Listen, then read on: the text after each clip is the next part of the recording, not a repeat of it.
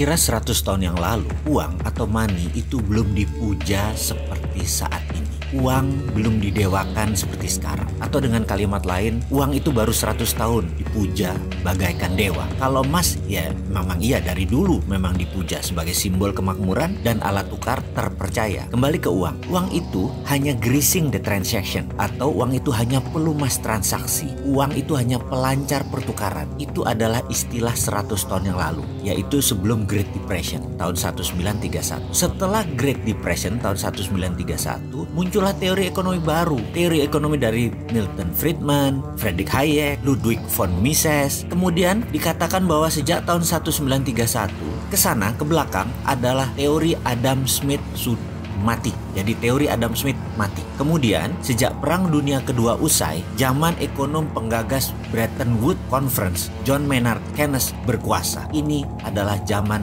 Keynesian. Dalam zaman Keynesian, kata inflasi dan central bank adalah kuncinya. Uang menjadi harta sejajar emas. Walau faktanya pada kertas tertulis angka 50.000 dan lembaran 100.000, nilai kertasnya sama, nilai intrinsiknya sama. Tapi kok beda ya untuk ditransaksikannya? Itulah arti uang sekarang. Memiliki uang menjadi Tuhan tersendiri. Uang menjadi dipuja, uang bahkan disembah. Namun ada fakta baru. Di tahun 2008 ketika subprime mortgage terjadi, hancurlah bank, hancurlah raja uang, mitranya Federal Reserve. Maka dengan lantang kita seharusnya berani mengatakan Keynesian is dead, atau Keynesian sudah mati. Teori Keynesian usang.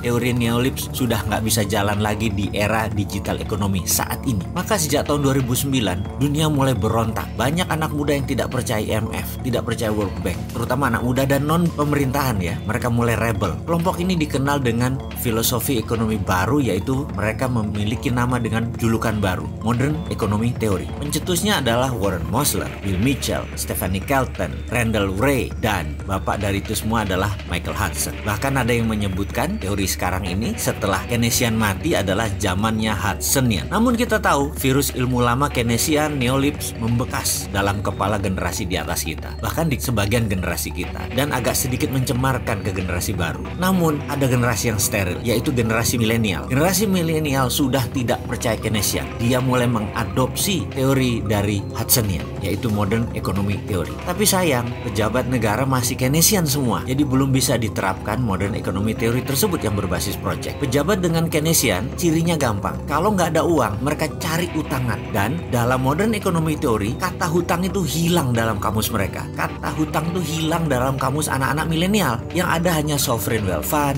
printing money, project creation, digital banking, consolidated bottom of pyramid, dan banyak lagi. Saya sangat bergantung kepada kaum milenial. Semoga ke depan kaum milenial bisa mengambil alih dan mengganti pemahaman kuno yang hingga saat ini masih berlaku dengan strategi tidak berhutang dan tidak jual aset negara.